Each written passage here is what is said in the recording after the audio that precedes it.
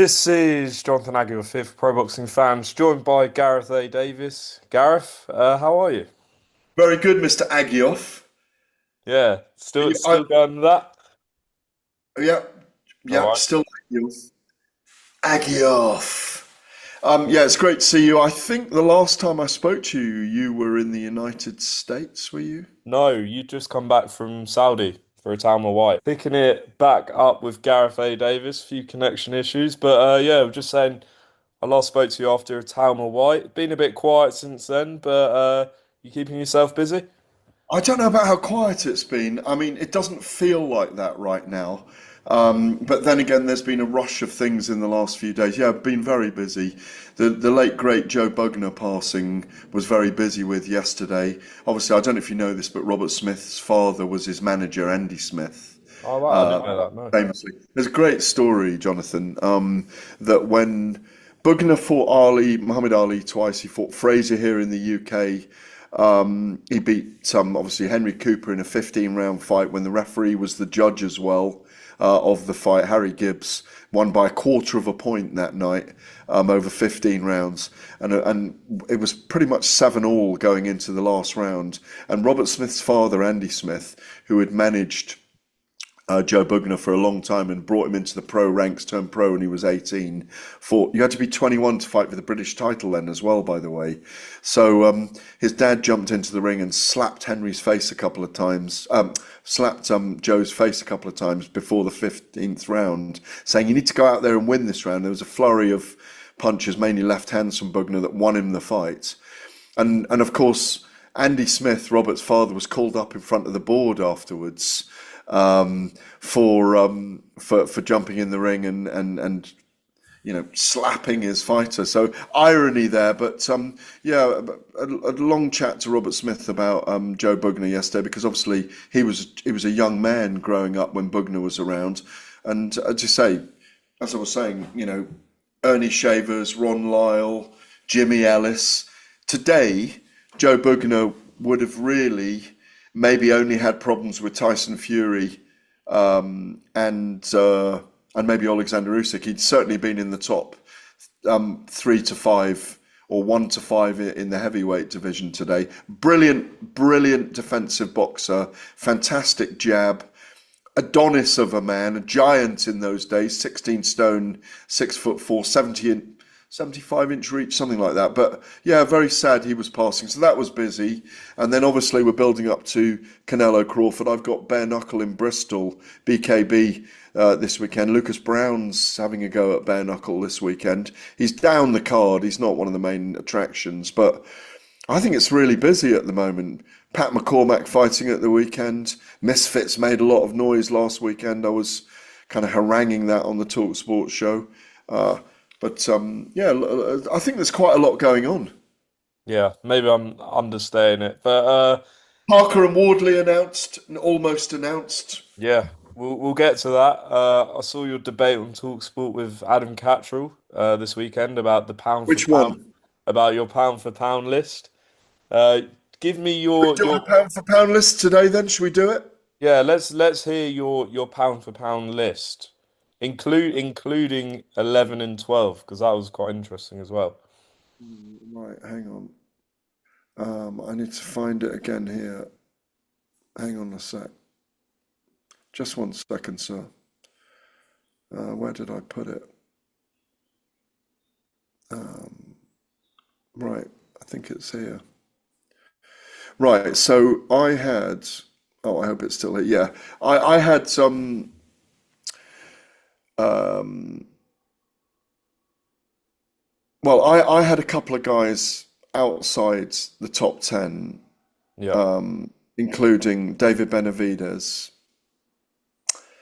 Um, but my top 10, well, people know my top 10 from that show. I'm gonna. Do you want me to go? Go top five then. Top five. Well, no. Do you want me to give you my top 10 and then you're going to give me yours? Uh, I'll give it a go. I haven't prepared it, but give us your top 10. Well, I've got Tank Davis at 10. I've got Shakur Stevenson at 9, Canelo Alvarez at 8, Junto Nekatani at 7, Bam Bam Rodriguez at 6, Artur Beterbiev and Dmitry Bivol at 5 and 4, then Crawford at 3, Noya Nui at 2, and Alexander Usyk at 1. Hmm. Let me ask you this. If Canelo wins next week, do you move him up from 8 to anywhere, or do you keep him there? It's a good question. I'd say if Crawford wins, you could take him to the top. Hmm. If Crawford wins it, you could put him at the top of the pound for pound list. Um, Obviously, it's mythical. It's a very, very mythical list, but would you move? Not really, because I think it's. Look, I think it's Canelo's fight to lose. I've finally come around. I've been backing Crawford to win at the start. Then I went to Canelo. Then I went back to Crawford. And now I'm picking Canelo 10 days out, 11 days out. I'm picking Canelo to win the fight. Hmm. I just think he'll be too big and too strong and too good and too clever and clever enough for Crawford. Even though it wouldn't surprise me if the judges score it a draw and we get it again. So It's you'd that keep, Vegas thing. yeah, you'd keep Canelo at 8 even if he wins next week because he's the favorite. Yeah, well, it doesn't. He's fighting a guy that's coming up from welterweight. I know he's moved up to light middle as well, but he's fighting a guy that Canelo was originally light welter, I think, when I first saw him. Well, he turned pro at 15, so he can't have been 12 stone at that point. So um, it's very much his fight to lose. Hmm. You know, What? Why? Crawford is actually a welterweight. Mhm. Why did you put Opetire at 11? Maybe you could have had Boots Ennis Oh potentially. yeah, Opatire. Boots Ennis was in my thinking as well, Yaron, but he just hasn't. Again, we just need him in one or two what I'd call super fights to really know with Darren Ennis. I think he's very, very talented. Mm. Jai Opataya and David Benavidez are just outside my top 10 at the moment, um, based on, you know, body of work, record, and performance. I think Jai Opataya will be in the top 10 pound for pound within the next 15 to 18 months. Once he tries to unify or becomes undisputed in the division, I want to see him in against Zurdo Ramirez. Wouldn't mind seeing him in against Chris Billum-Smith, which I understand is possibly being talked about. Like to see him have a heavyweight fight or a bridgerweight fight. Mm. It's funny how the southpaws are coming to the fore at the moment. Um, And you said on Talksport you wouldn't be surprised if Moses is in there in a year's time. yeah, really wouldn't surprise me at all. Mm. Especially if he has an Usyk fight and he beats Usyk, which sounds like I'm stretching the imagination, but this time next year, that the way the division plays out, if let's say he fights a top 10 guy this year, Parker and Wardley fight, if Parker wins and the WBO frees up and then he fights for the WBO and if he beats Parker and then Usyk sits some weights, don't know who his warm-up fight will be. Could it be a third fight with Fury? Who knows? But who knows if Usyk's ever going to fight again? No, yeah, you're right. We I'd don't love to know. see Usyk and Itama in a year's time. Mm. You know, it'll be billed as the passing of the torch fight, but will Itama be good enough by then? Will he have had only two more fights? Um, he seems to have everything. It's just whether he can deliver on the night under the lights with the 10-ounce gloves each time. So moving on to Misfits, obviously Darren Till won, goes for Carl Froch. Carl Froch leaves the building, and then sort of says, he's sort of looking at the fight. He's not 100% sure if he wants to go back in there. What's your take on that fight? No, no, no. 11 years out, there won't be enough money in it for him. There's no point in him doing it. If he needs the money, he always said he doesn't need the money, he's just doing this for fun. So, for me, I think what Carl's got to do is just go for it. keep his Froch on fighting going and not bother stepping into the ring with Darren. I just don't, I don't see it. I don't see it. It's not a good look for him. It's not a good look for him going into a misfits fight. It breaks all the mores of what he is saying as a boxer and as a purist, really, in many ways. I was surprised to see him there. I think he was just there to make up the numbers. Wouldn't surprise me if DAZN and Misfits are trying to get him in a ring with Darren, but I don't think it does a bigger. This is just my view. I may be proved wrong on this, but it doesn't do bigger than an O2 Arena, and in that sense, doesn't. It's a big earning night for Darren Till, and he would sell the shit out of it. There's no question about that. He would be brilliant selling it. He is very good at selling fights, and delivering when he gets in there. And he's a sharp shooter with the left hand, but I just don't see it. I just don't see it happening. I don't see Froch biting the bullet and actually going for it. Eddie Hearn says that he's worried that it could be a 50-50 at this stage of both men's careers, shall we say. Do you I think agree? he's right. I think he's right. Carl's been out for 11 years. It's a very, very long time out. And even though Carl is very youthful looking, he's had the surgery, he's got the beautiful grey hair, he's got that look now. He's a very strong individual physically and fit.